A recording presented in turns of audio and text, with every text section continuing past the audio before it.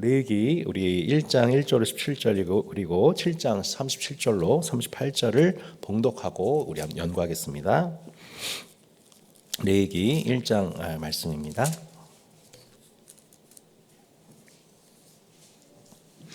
여호와께서 회막에서 모세를 부르시고 그에게 말씀하여 이르시되 이스라엘 자손에게 말하 이르라 너희 중에 누구든지 여호와께 예물을 드리려거든 가축 중에서 소나 양으로 예물을 드릴지니라.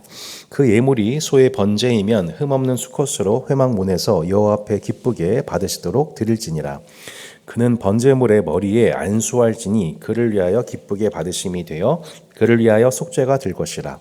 그는 여호와 앞에서 그 수송아지를 잡을 것이요 아론의 자손 제사장들은 그 피를 가져다가 회막문 앞 제단 사방에 뿌릴 것이며 그는 또 번제의 가죽을 벗기고 각을 뜰 것이요 제사장 아론의 자손들은 제단 위에 불을 붙이고 불 위에 나무를 버려놓고 아론의 자손 제사장들은 그 뜬 각과 머리와 기름을 제단 위에 불 위에 있는 나무에 벌려 놓을 것이며 그 내장과 정강이를 물로 씻을 것이요 제사장은 그 전부를 제단 위에서 불살라 번제를 드릴지니 이는 화제라 여호와께 향기로운 냄새니라.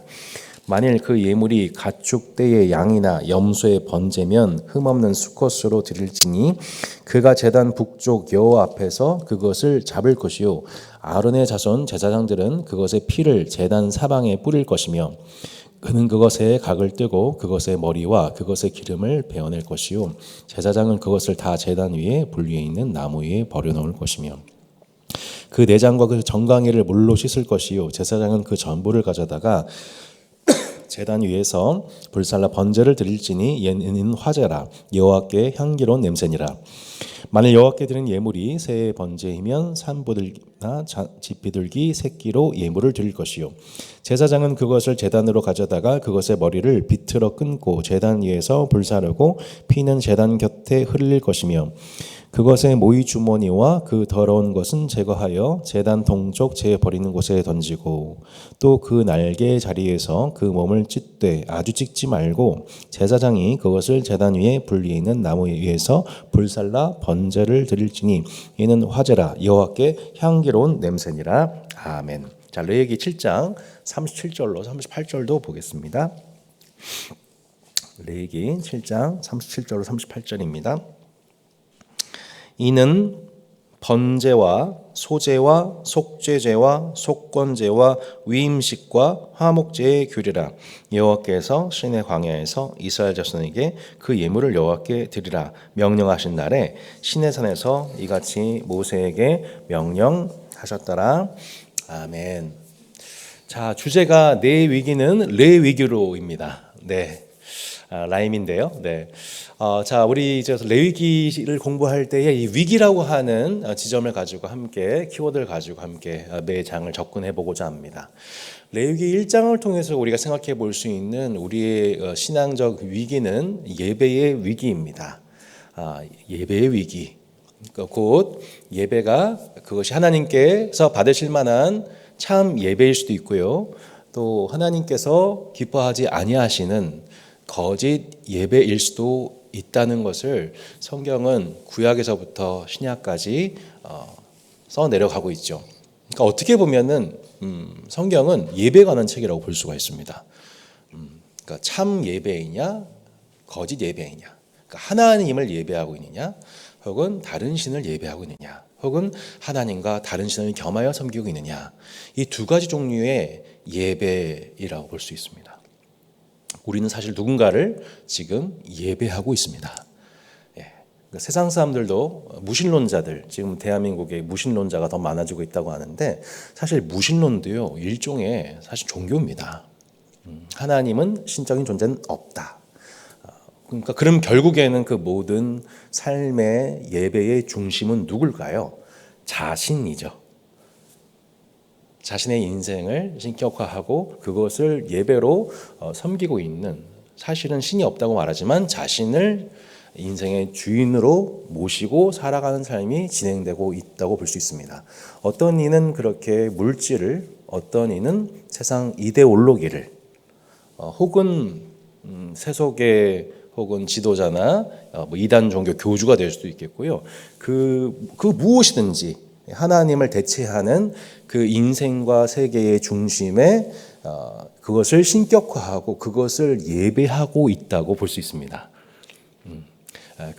왜냐하면 인간의 마음 속에는 칼빈이 얘기했던 대로 우리 가운데 그렇게 영혼을 동경하는 마음 것이 있는데 하나님이 아닌 하나님을 비워낸 그 자리 속에는 사실 하나님 아닌 여러 가지로 그것을 채워서 그것을 통해서 복을 구하고자 하는 인간의 심성이 우리 안에 있기 때문인 것이죠. 네. 결국 우리는 그렇게 인간은 예배적 존재라고 볼 수가 있겠습니다. 하나님이 그렇게 우리를 애초에 예배자로 창조하셨기 때문인 것이죠. 예배란 무엇인지 한번 생각해 볼 필요 있겠습니다. 예배란 사실 고대 근동에서 생각해 보면 고대 근동에 모든 나라마다 종교가 있었고 모든 나라의 왕과 백성들은 실제로 그 나라의 수호신을 섬기고 있었었죠. 실제로 그 예배라는 단어 자체가 이런 거죠. 신하가 왕 앞에 합당한 예절, 예의, 태도 혹은 내적 자세 이 모든 게 다 뭐냐면 예배라고 하죠. 그러니까 왕 앞에 함부로 나아갈 수가 없습니다. 신하는 그 왕에 합당한 그 권위나 그 명예나 존재 혹은 성품에 합당한 태도를 가지고 며칠 전부터 마음가짐 또 말 한마디 또 내적 태도 또 혹은 외모 하나하나 준비해서 왕 앞에 나아가죠. 그 앞에서 정직하고 진실하고 지혜 있게 답변합니다. 그리고 그렇게 왕 앞에 두려움으로 나아갔다가 또한 왕 앞에 고백한 그대로 그리고 왕이 자신에게 내려준 은혜나 명령이나 그 모든 지침에 대해서 순복하여서 왕을 만났던 그 자리에 떠난 이후에도 왕을 경외함으로 살아갑니다. 그걸 뭐라고 하냐면 예배라고 하는 거죠. 예. 그러니까 신하가 그 나라의 왕을 공경하는 그 공경의 그 모든 것을 저희가 뭐라면 예배라고 합니다. 고대 근동의 모든 나라들은 다 그러한 예배가 있었고 우리도 예배를 하고 있었던 것이죠. 다만 예배의 대상이 누구냐에 따라서 달라지게 되는 것이죠. 실제로 한 나라의 왕이 누구냐, 한 나라를 다스리는 왕이 누구냐에 따라서 그 백성들은 왕의 성품과 통치의 영향을 지대하게 받습니다. 한 나라의 왕이 전쟁을 좋아해요. 그럼 그 백성은 어떻게 될까요? 사나워집니다. 포악해집니다.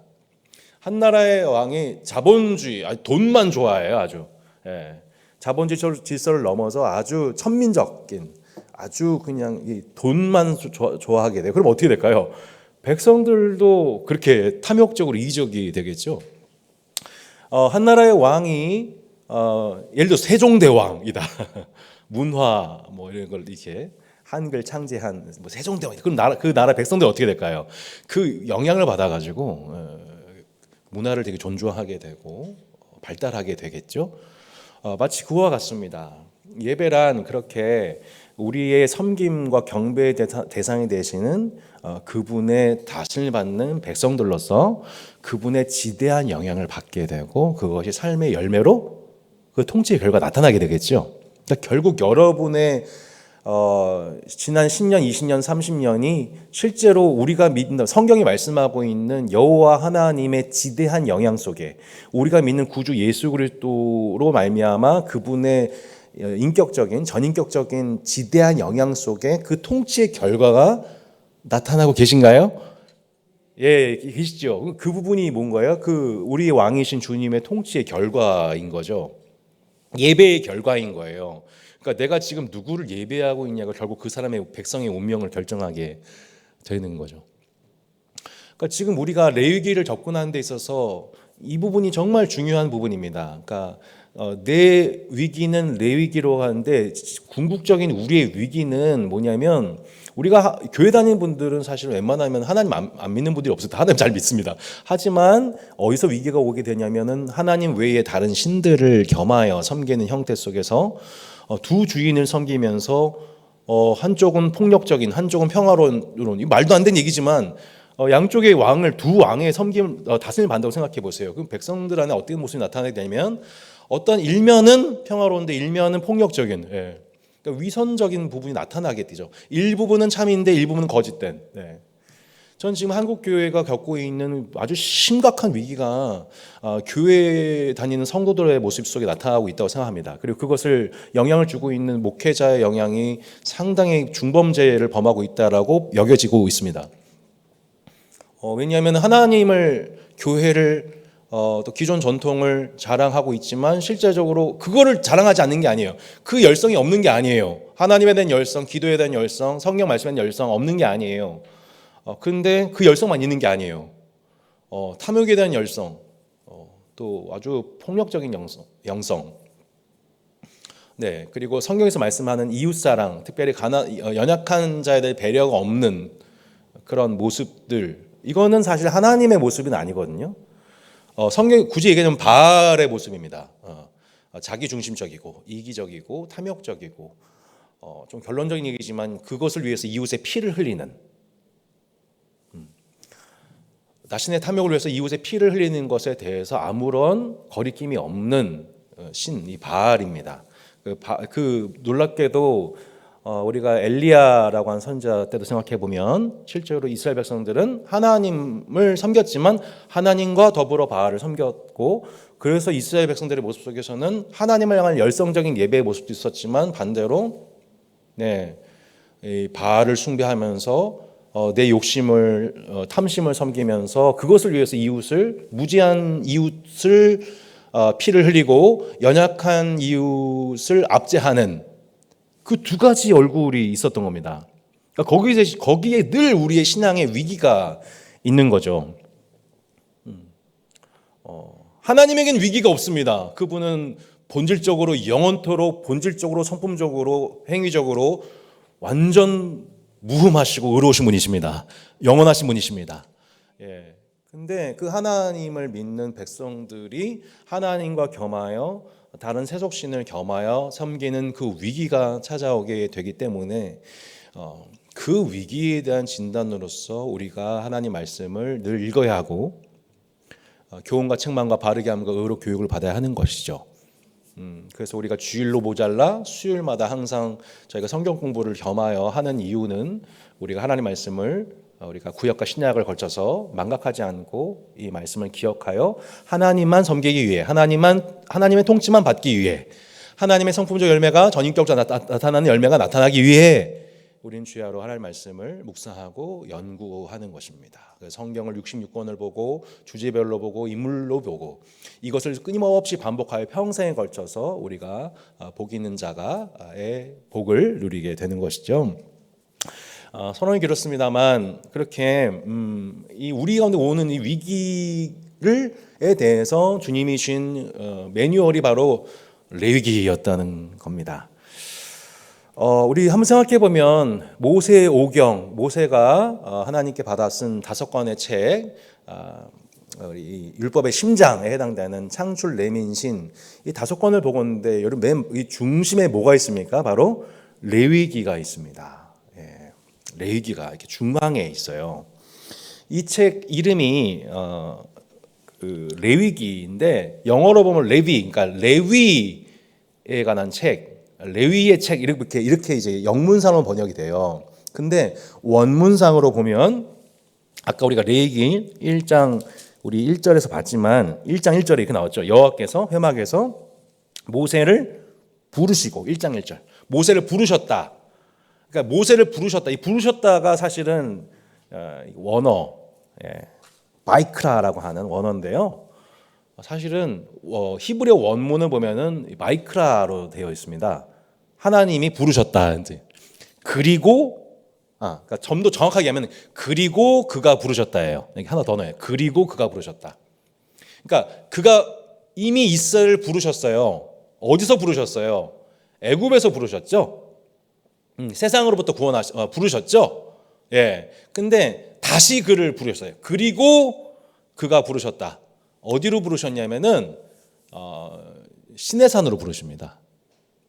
하나님은 우리를 애굽에서 부르셨을 뿐만 아니라 어디로 부르세요? 시내산에서 부르세요. 갈릴리에 있던 제자들을 부르세요. 불러내셨죠? 사람 낳는 어부가 되게 아니라 하신 다음에 어디로 불러내세요? 산으로. 산상순 통해서 산으로 부르시죠.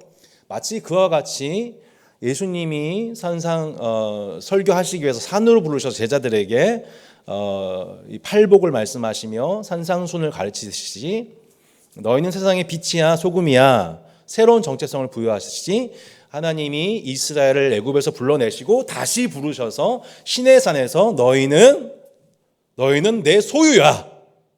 너는 내 소유야. 첫 번째, 너희는 내 소유야. 너희는 내 거야. 두 번째는 뭐냐면은 너는 거룩한 백성이야. 그리고 제사장 나라야. 이게 이제 이스라엘의 새로운 정체성이잖아요. 다시 불러주시는 새로운 정체성. 그러니까 우리의 정체성은 애굽에서 구원받은 백성입니다. 50%예요. 또 하나가 뭐예요? 나는 이제 하나님의 소유된 백성, 하나님의 제사장, 세 번째 거룩한 나라. 그러니까 이것을 말씀하시기 위해서 불러주시면서, 그러면은 내가 제사장으로 산다는 게 무슨 의미인지, 내가 거룩하다는 게 무슨 뜻인지. 레위기 주제 말씀이 뭡니까? 내가 거룩하니 너희도 거룩하라. 내가 세상과 구별된, 내가 세상 죄악과 완전 구별된 존재인 것처럼 너희도 거룩해라 라고 하는 부르심 속에 우리를 부르세요. 그러니까 우리 현대생활, 우리는 현대에는 결국에는 우리의 인생의 목적이 행복이라고 얘기하잖아요. 한 번 사는 인생, 행복하는 게 우리 인생의 목적을 하는데, 성경은 우리의 인생의 목적을 구별합니다.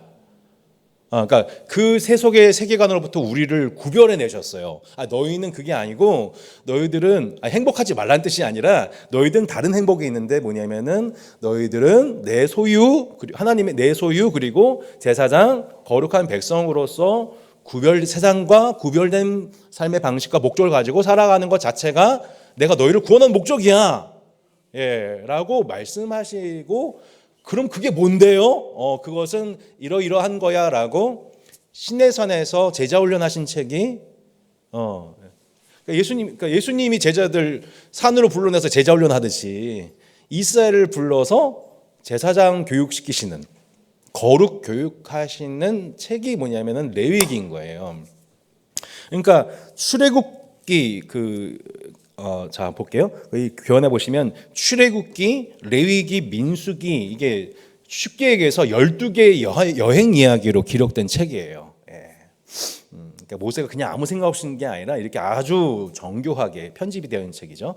12개의 여행 이야기구나. 근데 그 여행 도중에 출애굽한 이스라엘 백성들이 시내산 도착할 때까지가 출애굽기 19장 2절까지예요. 18장까지예요. 아말렉과의 전투 직후에 이제 19장에서 시내산에 올라가서 하나님 말씀 받게 되는 장면인 거죠. 우리 출애굽기 기억하시죠? 출애굽기의 세 가지 키워드가 무엇입니까? 출애굽, 율법, 성막. 당연히 우린 까먹습니다. 그래서 출애굽 뭐예요? 율법, 성막이죠. 율법을 예수님도 시내산에서 새로운 율법 주시잖아요. 모세오경 재해석, 기억하시죠? 그런 것처럼 시내산에서 첫 번째 율법을 받을 때 이 시내산 올라서 받게 되는 것이죠. 그리고 그 말씀을 받고서 이제 성막 생활, 주님과의 신혼 생활에 들어가게 된 책 출애굽기였습니다. 근데 출애굽기 19장에서 딱 이 스탑 버튼 딱 누르고 여기서 스토리가 세부적인 가르침을 이어지게 되는 책이 레위기예요. 그러니까 출애굽기 버튼 누르고 퍼즈 버튼 누르고 레위기가 쏙 들어와가지고 이제 그 제사장으로서 교육받는 시간. 그리고 출애굽기 그 교육을 받은 후에 어떤 교육을 받게 되냐면은 제사장으로서 이러이러해야 되고, 백성으로서 이렇게 해야 되고, 제사는 이렇게 해야 되고 라는 교육을 다 받고, 이제 어떻게 성막 중심으로 하나님과 동행하는 삶을 살아야 되는지에 대해서는 교육을 받고 나서, 그 다음에 이제 그 결과, 맨 마지막 결과가 뭐냐면 출애굽기인 거죠. 출애굽기 40장인 거죠. 40장 30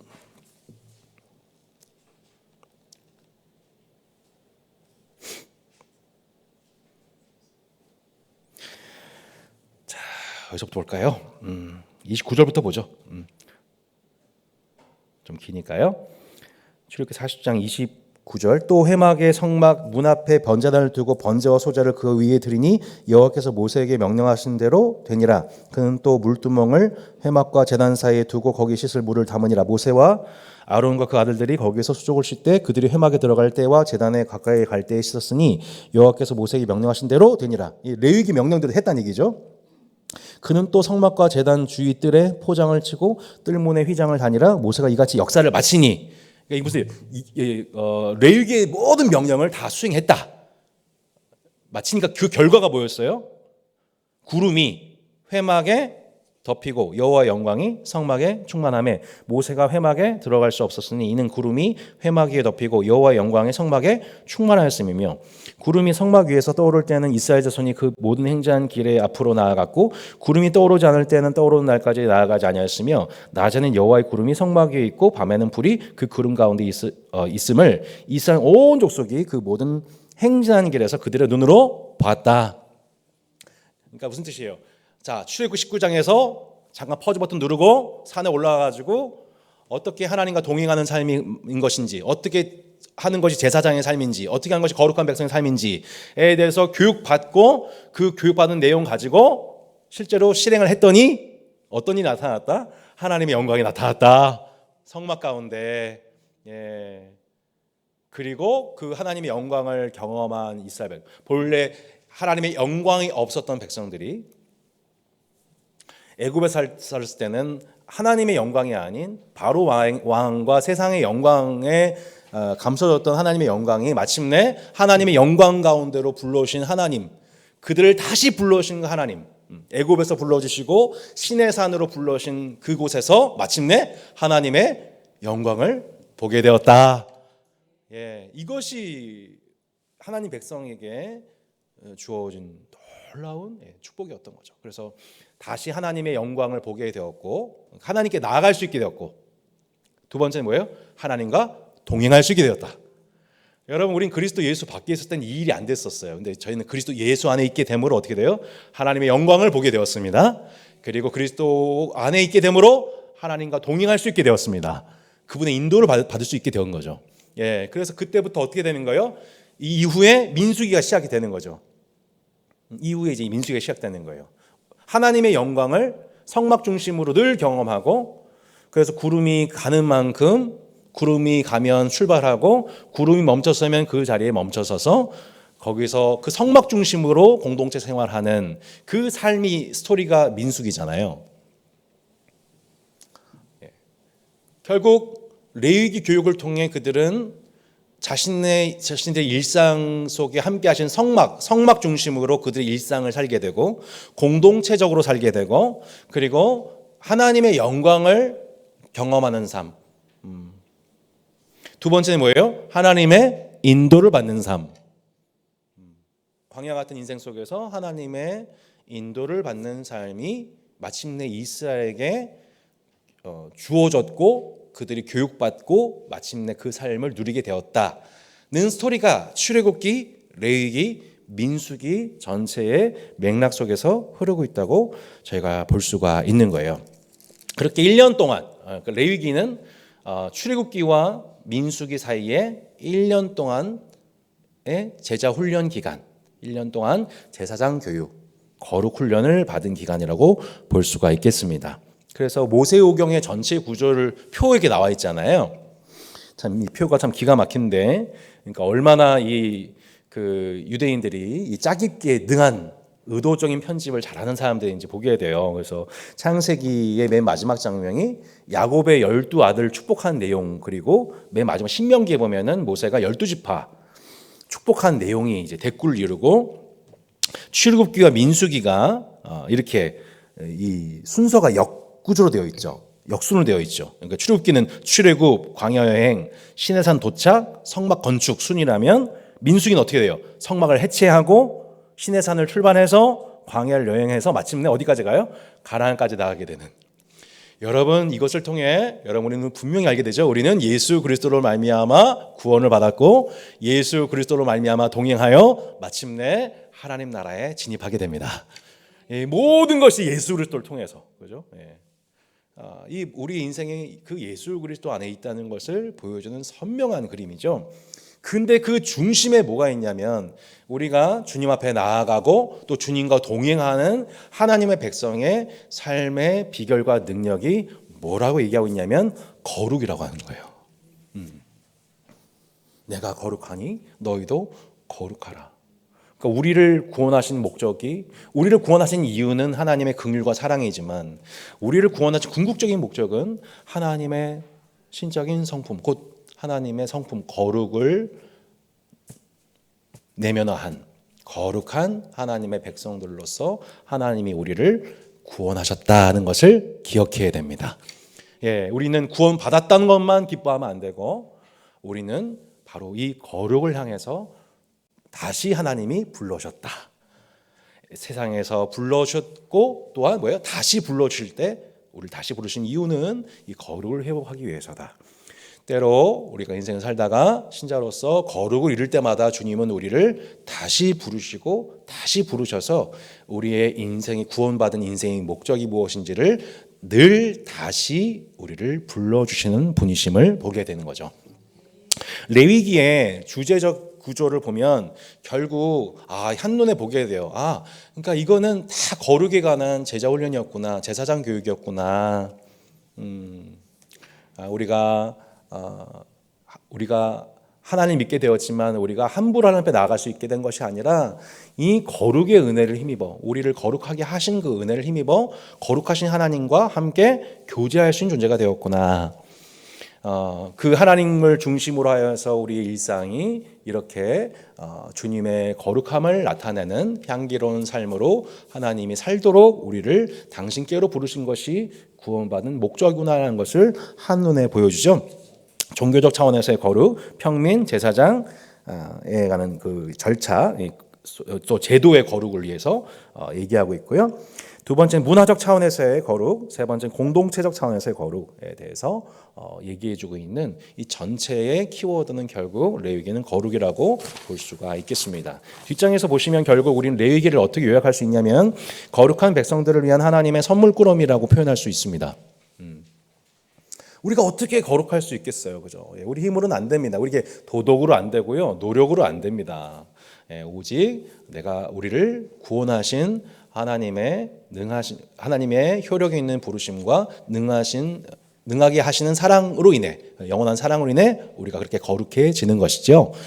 두 가지입니다. 첫 번째는 제사이고요. 두 번째는 절기라고 볼 수 있겠습니다. 제사, 절기. 1번이 제사, 2번이 절기입니다. 그러니까 제사 5가지 5대 제사인데요. 정확하게 5대 제사, 7대 절기죠. 제사는 목적이 뭐예요? 하나님께 나아가는 겁니다. 우리는 그냥 나아갈 수 있는 게 아니에요. 제사라고 하는, 저희는 지금 제사를 드리지 않지만, 그죠? 고대 동서고국을 막론하고 이게 제사가 당이 있었거든요. 아브라함도 제단을 쌓았었고요. 그러니까 제사가 없이 나아갈 수 없어요. 그러니까 창세기 때도 기억해 보면 우리가 아담이 범죄했었을 때에 하나님이 그를 위해서 주신 게 뭐냐면 제사였습니다. 제물을 가죽옷을 지어 입히셨단 말이에요. 가죽의 희생이 그러니까 짐승의 희생이 있었죠. 그러니까 사실은 되게 원형적인 얘기예요. 짐승을 희생시켜서 그 가죽옷을 지어 입히심으로 그 짐승의 희생을 통하여서 우리의 수치심을 가리시고 우리의 죄를 가리시는 하나님의 은혜가 사실 제사 속에 담겨져 있다고 볼 수가 있는 것이죠. 그렇게 성경에서는 레위기에서는 하나님이 이 5가지의 제사를 통해서 하나님께 나아갈 수 있도록 늘 내 죄에 대한 수치심, 정죄감, 모멸감, 답답함, 무기력함을 겪는 우리가 언제든지 5가지 제사 방식을 통해서 하나님께 나아갈 수 있도록, 하나님과 화목할 수 있도록, 또 한 걸음 더 나아가서 이웃과 화평할 수 있도록, 공동체적으로 평화를 누릴 수 있도록 제가 화목한 새벽 하고 있죠. 이 모든 은혜를 하나님께서 5가지 제사를 통해 누리게 하셨고요. 두 번째가 뭐냐면 7대 절기를 통하여서 하나님과 동행하게 하셨습니다. 절기 얼마나 중요한지 모릅니다. 사실 저희도 또 부활절, 또 맥주감사절, 추수감사절, 또 성탄절, 성령강림주일 이렇게 절기를 소중히 여기죠. 네. 이 절기 그것을 통해서 우리 가운데 누려지게 되는 은혜들이 있습니다. 뭐냐면 하나님과 동행하게 되는 거죠. 1년 365일 12개월 52주를 살아가게 되면서 계속해서 우리는 하나님이 우리 가운데 행하신 사건들을 기억하고 하나님께 영광을 돌리게 됩니다. 그것을 통해 하나님과 동행하게 되죠. 그러니까 이 장소적인 성막이 바로 제사라고 한다면 절기는 시간 속에 주신 성막이라고 볼 수 있습니다. 예. 이해가 되시죠? 예. 장소를 통해서 하나님이 우리에게 성막이라는 선물을 주셨고 또 우리 인생의 시간 속에서 하나님께서 거하시기 위해서 바로 절기라고 하는 선물을 주심으로 우리가 끊임없이 하나님 앞에 나아가고 또 하나님과 동행하는 삶을 살 수 있도록 우리 모든 사람이 예수 그리스도 안에서 그분과 동행할 수 있도록 하신 그 복이 주어진 것처럼 구약의 성도들에게 제사와 절기의 복을 주신 거예요.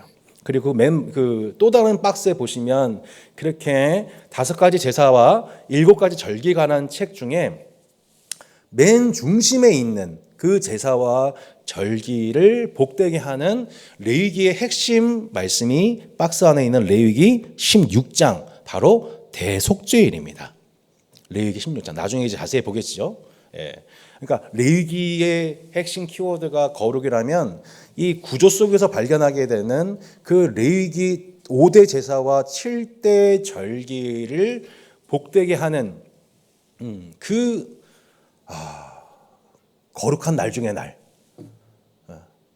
복된 날 중에 복된 날. 이 뭐냐면 대속죄일이에요.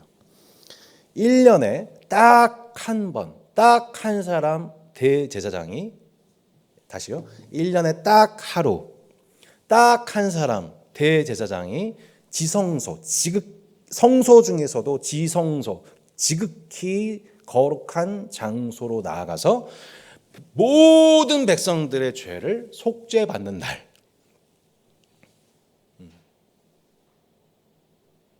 그래서 레위기를 통해서 우리를 하나님께서 주신 그 모든 복에 충만을 경험하는 그 날이 바로 이 대속죄일입니다. 결국 그 1년에 한 번 대제사장만 들어가서 누릴 수 있는 완벽한 절차, 흠없는 절차.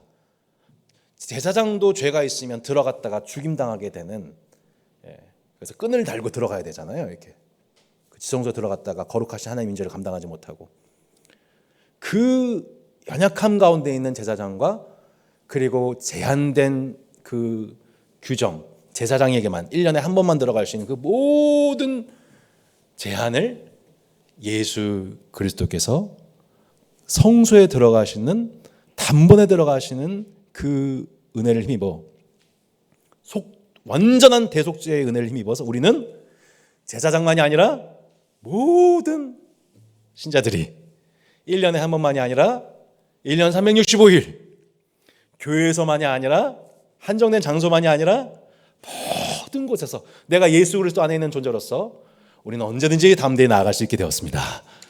이 은혜를 이제 히브리서에서 우리 가운데 가르쳐 주게 되는 것이죠. 시간상 좀 축약하고요.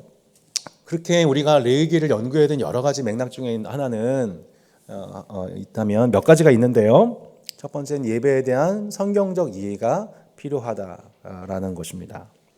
오늘날 예배하면 어떤 이에게는 그냥 어렸을 때부터 엄마 따라가는 따분한 어떤 것, 문화 혹은 종교적인 의무, 이거 안 하면 벌 받을까 봐, 이거 하면 복 주시니까, 이런 식으로 예배를 이해한 경우가 참 많습니다. 혹은 예배 보는 것, 예배 드렸어 라고 종교적인 예배와 삶의 예배를 이원하는 경우가 참 많습니다. 혹은 소비주의적인 것도 너무 많아졌습니다. 설교, 좋은 찬양 듣는 것, 소비하고 끝. 일종의 이제 하나의 산업이 되어버린 거죠. 종교 산업이 되어버린 거죠. 매우 개인주의화된 거죠. 예배는 공동체적인 것인데 이제 우리가 배우겠지만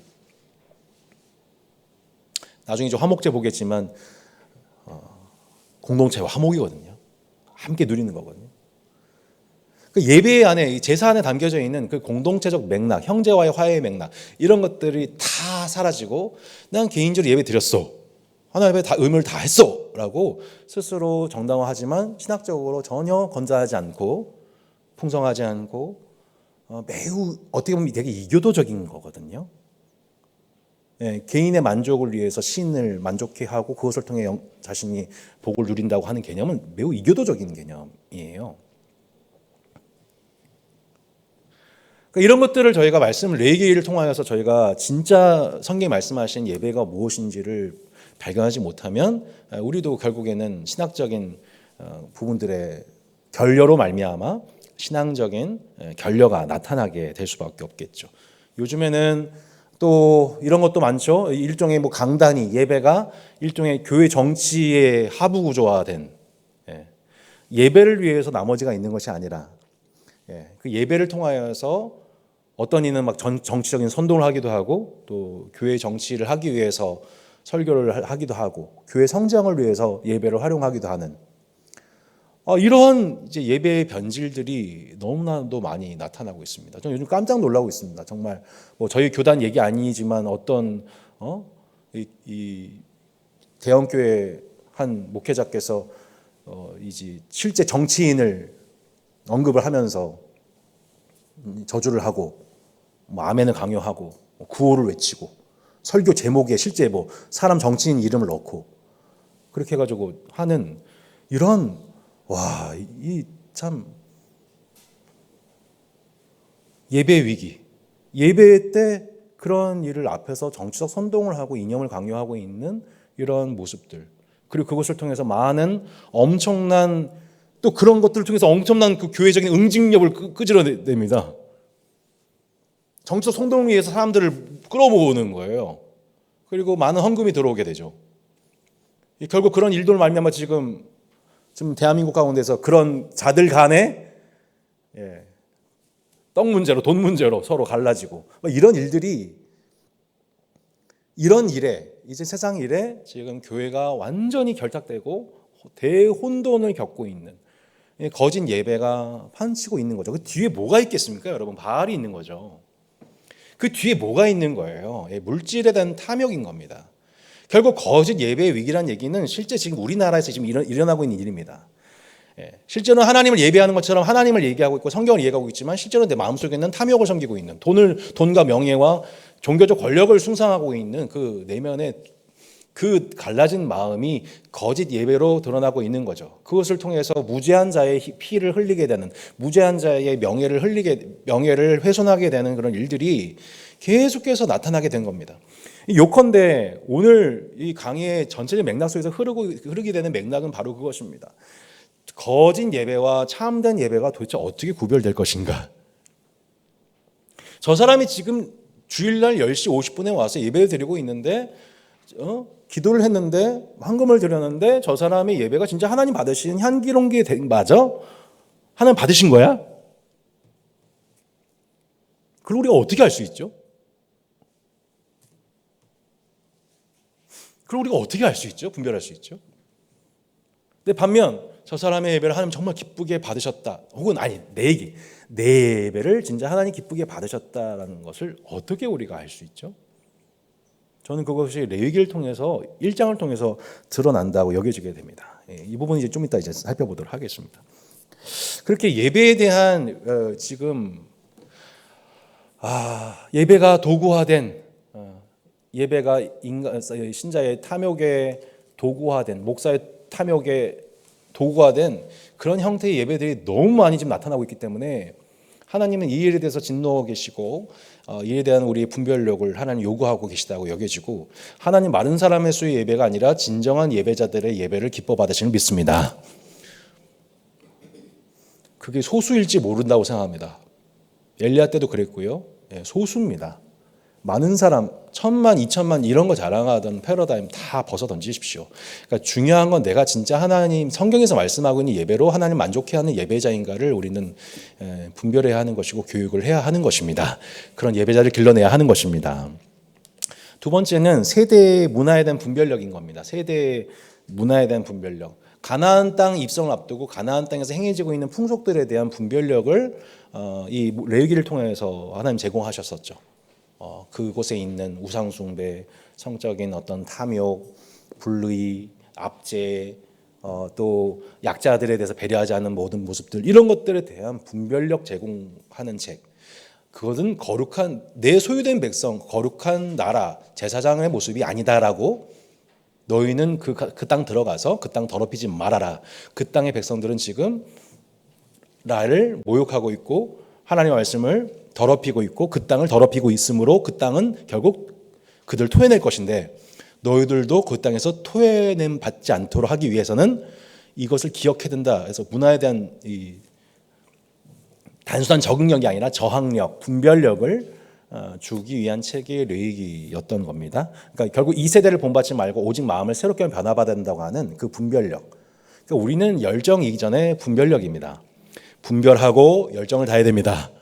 예, 그 분별력을 제공하는 책이 레위기고요. 세 번째는 신성한 성품을 지닌 백성으로서의 부르심 속에서 우리가 구원받았다는 것을 기억해야 됩니다. 그러니까 교회로 우리가 왜 모였냐면 사실 우리가 거룩 때문에 그렇습니다. 함께 거룩해지기 위해서입니다. 예, 근데 교회 와서 또 세상에서 추구하는 행복을 누리기 위해서 교회로 모여 있다면 우리는 사실 이 모임도 문제가 생기게 되는 거죠. 많이 모일지 모르지만 문제가 생깁니다. 주권자이신 하나님의 임재와 인도 체험하기 위해서, 그렇구나, 하나님께 나아가고 하나님과 동행하는 삶을 통해 하나님 임재와 인도를 체험한 그 복이 바로 이 성막에 있구나, 예수 그리스도 안에 있는 삶이구나라는 것을 저희가 누리기 위해서 오늘 레위기를 묵상해야 됩니다. 용어를 좀 정리할 필요가 있는데요. 레위기에는 5가지 제사가 나오죠. 번제, 소제, 화목제, 속건제, 속죄제, 하나하나 이제 저희가 이제 5주 동안 배우게 될 겁니다. 오늘 이제 배우게 될 것이 번제, burnt offering. 이 번이라는 거 똑같죠, 이렇게. 이렇게 번.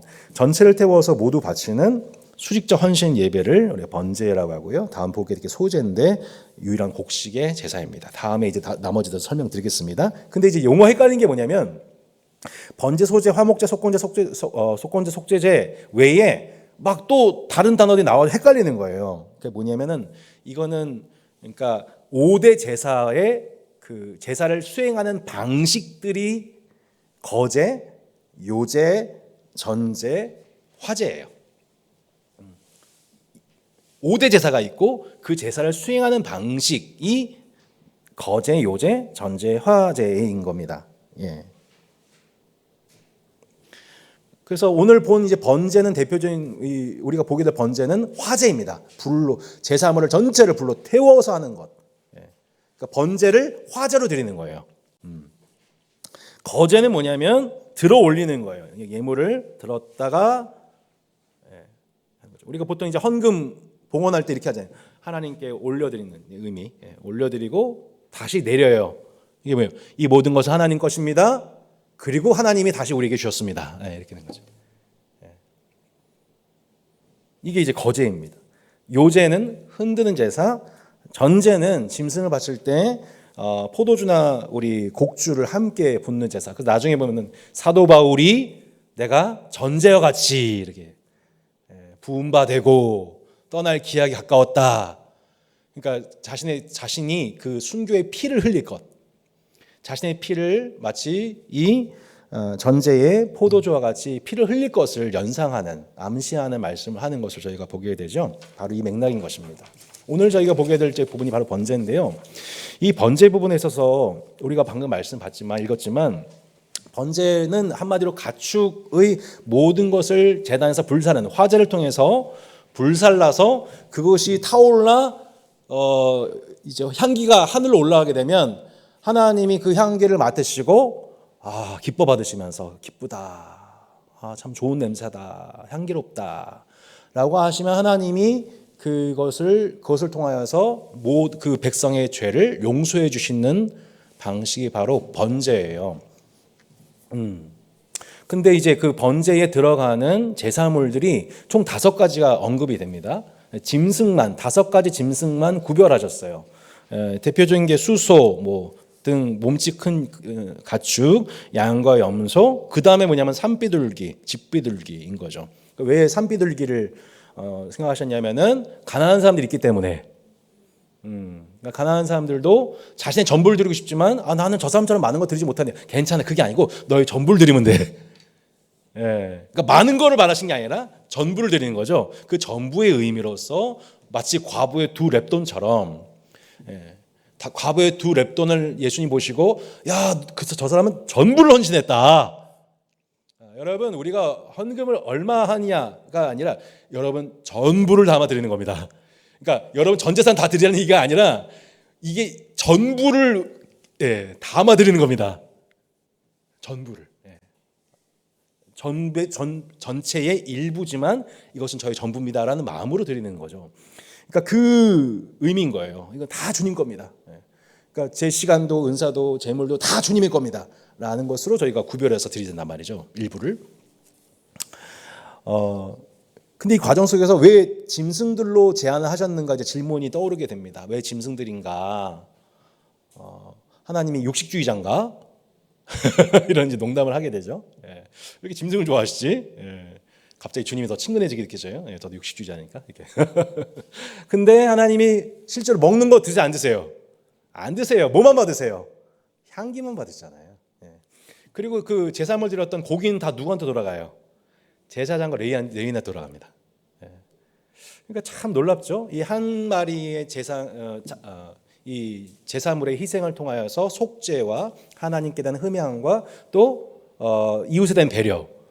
그 한 번 예배 통해서 하나님과 예배자 사이에 또 예배자와 이웃 사이에 모든 화목과 화평이 이루어지게 되죠.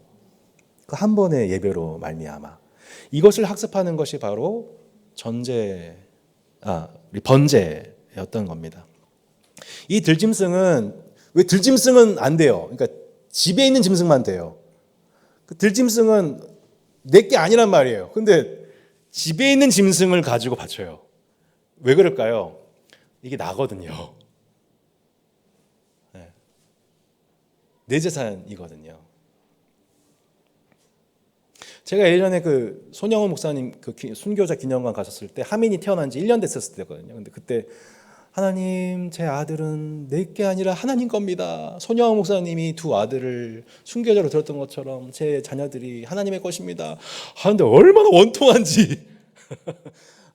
만약에 소나민이 아니라 다른 하민이 뭐 이하민, 김하민 이렇게 했으면 별로 눈물 안 났을 거예요. 근데 이게 제 자녀잖아요. 미치겠는 거죠. 난 그럴 수 있죠. 마찬가지인 거예요. 집에 있는 재물을 드리는 거예요.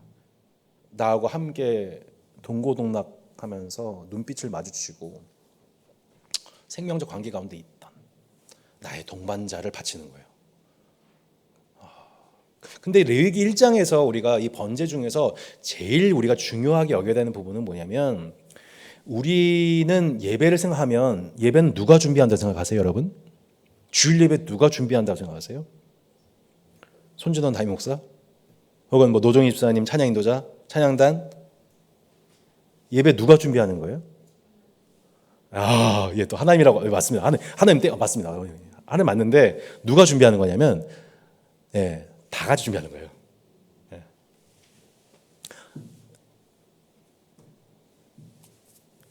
레위기 1장은 꼼꼼하게 한번 읽어보십시오.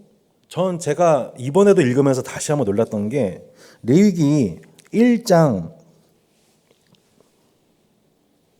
4절 보시면 그는 번제물의 머리에 안수할지니 이렇게 씁니다.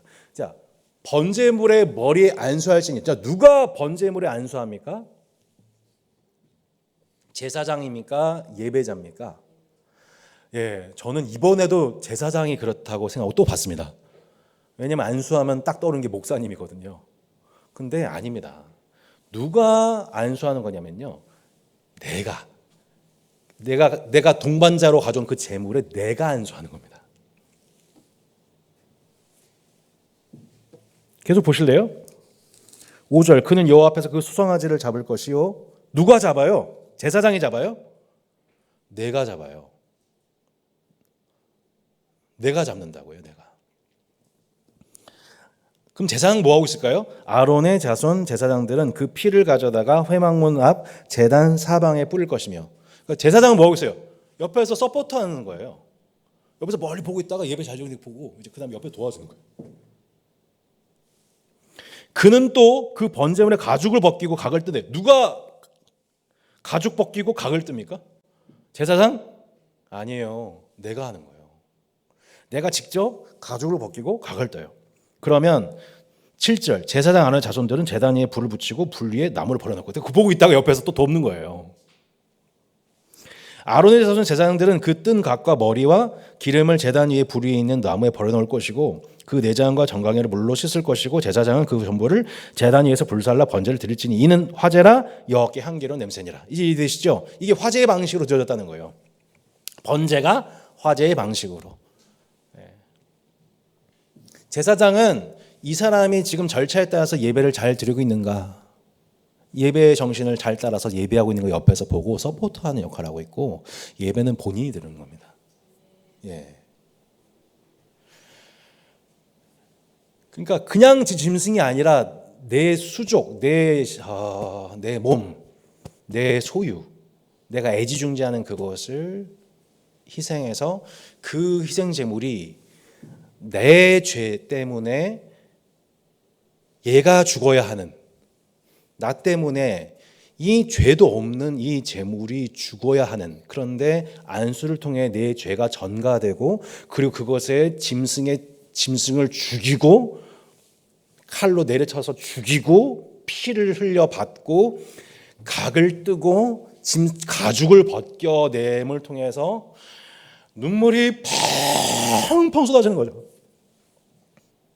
내가 애지중지했을수록 얘가 왜 나를 위해서 죽어야 돼? 내가 왜 안 죽고 얘가 죽어야 돼? 내가 죽일 놈이네, 내가 죽일 놈이네 하면서 내 죄가 이렇게 무서운 거네? 내 죄 때문에 얘가 죽어야 되는 거네? 너무 미안한 거죠. 얘는 그냥 다 불타는 거예요. 하나도 싹 다 남지 않고 다 나를 위해서 불타 죽어요. 내 앞에 있는 나하고 함께 있었던 동고동락했던 내 동료가 그렇게 죽는다고 한번 생각해 보세요. 예. 그러니까 그것을 볼 때에 여러 가지 생각이 드는 거예요.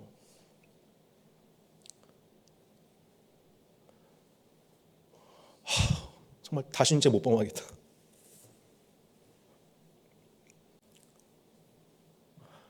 그러면 안 되지. 그리고 내가 이렇게 죽어야 되는 이 자리에서 얘가 나를 위해 죽었네 생각하면서 너무 미안하고 고맙고 내가 그렇게 죽어야 될, 태워져 없어야 될 존재였다는 것을 기억하면서 내가 지금 살아있는 것에 대해서 다시 각성하게 되는 거죠.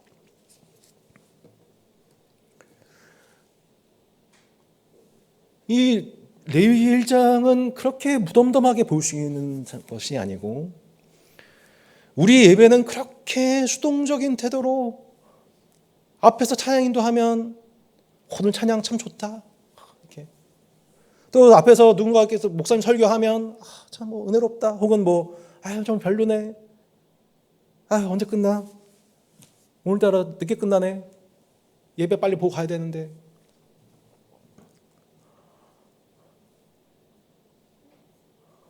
어떻게 거기서 예배를 할 수 있죠?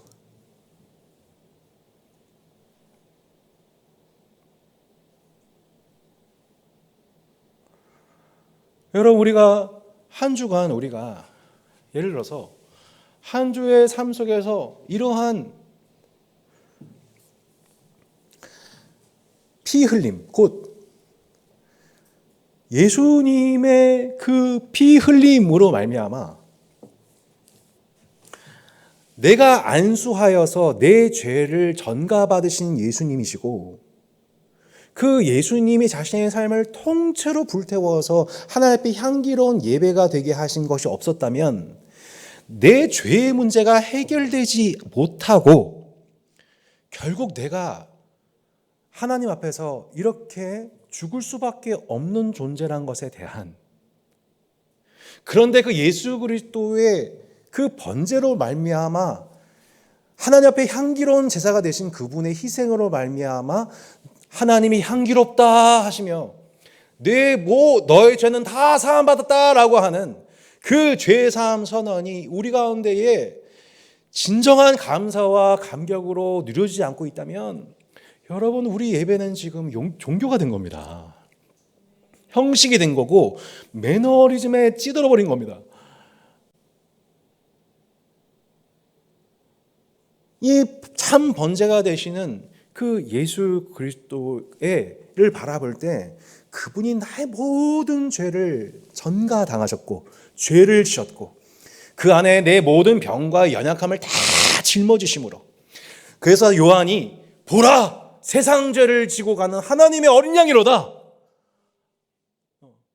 지금 아무 죄가 없는데 죄인된 나를 위해서 뚜벅뚜벅 그 번제단에 끌려 나오고 있는 그 짐승처럼 예수님이 그 예배당에 나올 때마다 우리가 뭘 묵상하냐면, 진짜 나 오늘 혼자 예배당 갈 수 없는데, 나 감히 하나님 앞에 나아갈 수 없는 존재인데 나를 위해서 대속제물이 되신 예수 그리스도께서 흠없는 제사물로서 나를 위해 번제가 되어주시는 말미암아 나의 모든 죄가 용서받았구나라는 그 은혜와 고마움이 여러분 예배자로서의 누릴 수 있는 최고의 감격이며, 그 감격이야말로 하나님께 영광이 되는 것입니다.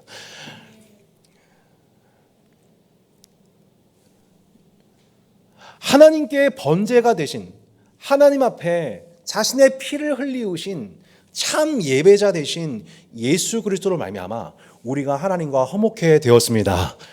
하나님께 용서를 받았습니다. 여기서 진짜 참된 예배와 거짓된 예배가 구별되는 겁니다. 거짓 예배는 많은 수의 제물과 순양의 그 모든 기름과 그 모든 것들을 다 바쳐도 아무 선지자가 얘기하기를 난 너희 성회를 기뻐하지 않는다. 노랫소리를 그쳐라. 너의 모임과 절기가 내게 곤비하다. 오직 정의를, 오직 공의를 하수같이 흐르게 할지어다. 이렇게 말씀하셨거든요. 그러니까 그들이 드린 예배가 다 거짓 예배였다는 거예요. 근데 거짓 예배의 핵심이 뭐냐면 무죄한 이웃의 피를 흘리는 삶입니다. 그러면 역설적으로 참된 예배는 뭘까요? 예수님이 그것을 나타내신 겁니다. 내 형제와 이웃을 위해서 내가 피를 흘리는 겁니다.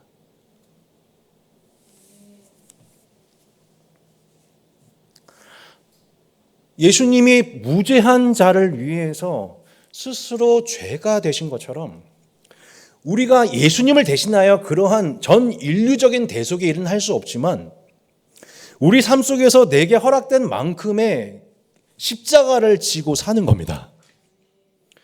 누구든지 나를 따르려거든 자기를 부인하고 자기 십자가를 지고 나를 따를 것이라 말씀하셨습니다. 십자가가 무엇입니까? 죽음입니다.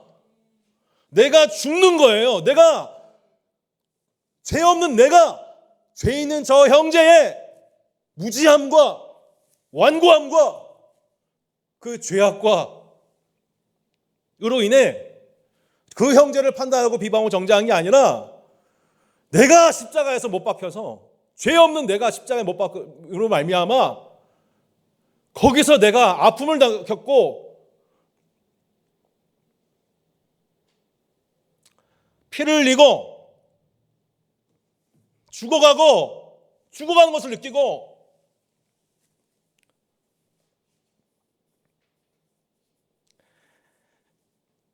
바로 그 자리에서 이거였구나. 예수님이 무죄하신 예수님이 그렇게 번제가 되셔서 나를 위해서 십자가에서 그렇게 변명하지 아니하시고 원망하지 아니하시고 욕하지 아니하시고 저주하지 아니하시고 그렇게 나를 위해서 잠잠히 죽으신 거구나. 그 많고 많은 하고 싶은 말들, 변명들, 원망들 얼마나 많았겠어요. 근데 예수님이 아무 말씀 없이 잠잠히 죽으셨단 말이에요.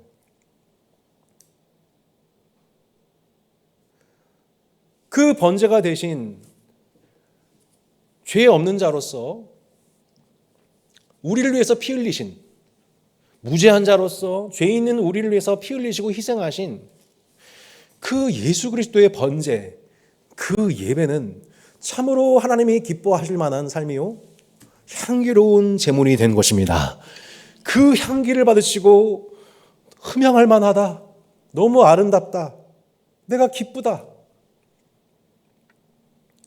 그 한 사람의 예배로 말미암아, 그 번제대로 말미암아 온 공동체가 하나님과 화목하게 되는 은혜를 우리는 예수님의 십자가를 통해 참 예배가 무엇인지를 분명하게 보게 되는 겁니다.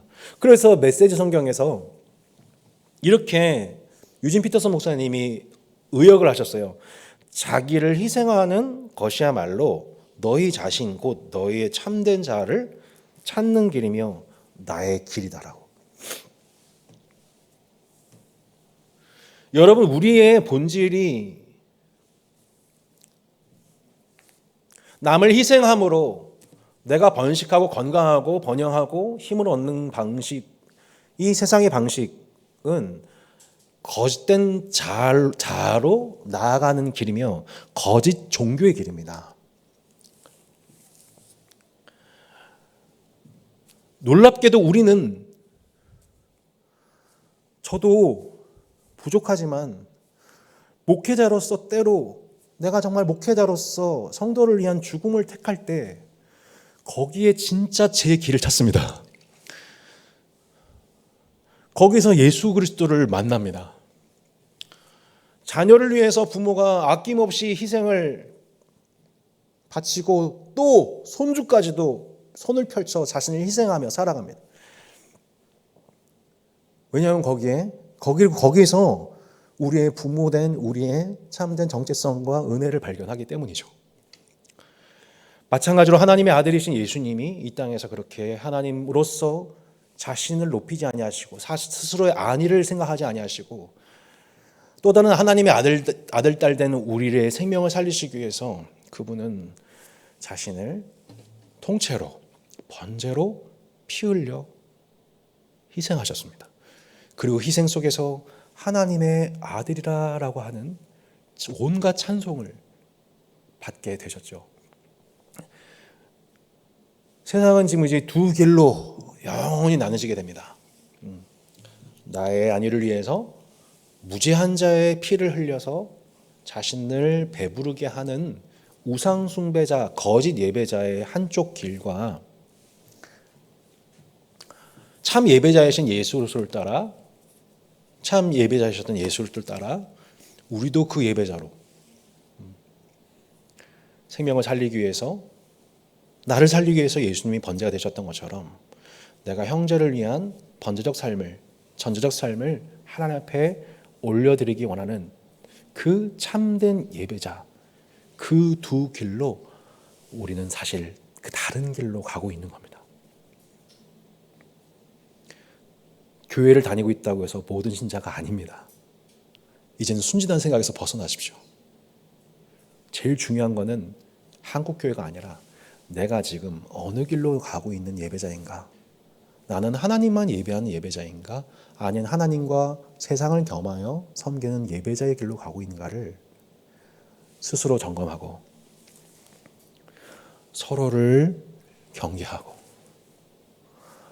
목회자로서 정신 차리고 성도들을 옆에서 잘 도우면서 우리의 모든 예배가 하나님이 흠명하실 만한 삶의 예배로 드려지도록. 그러므로 형제들아, 내가 하나님의 모든 자비하심으로 너희를 권하노니 너희 몸을 하나님이 기뻐하시는 거룩한 산 제사라 나와 있죠. 사실 제물에 가까운 얘기입니다. 제물, 이게 뭐냐면은 레위기에서 말하는 5대 제사인 겁니다.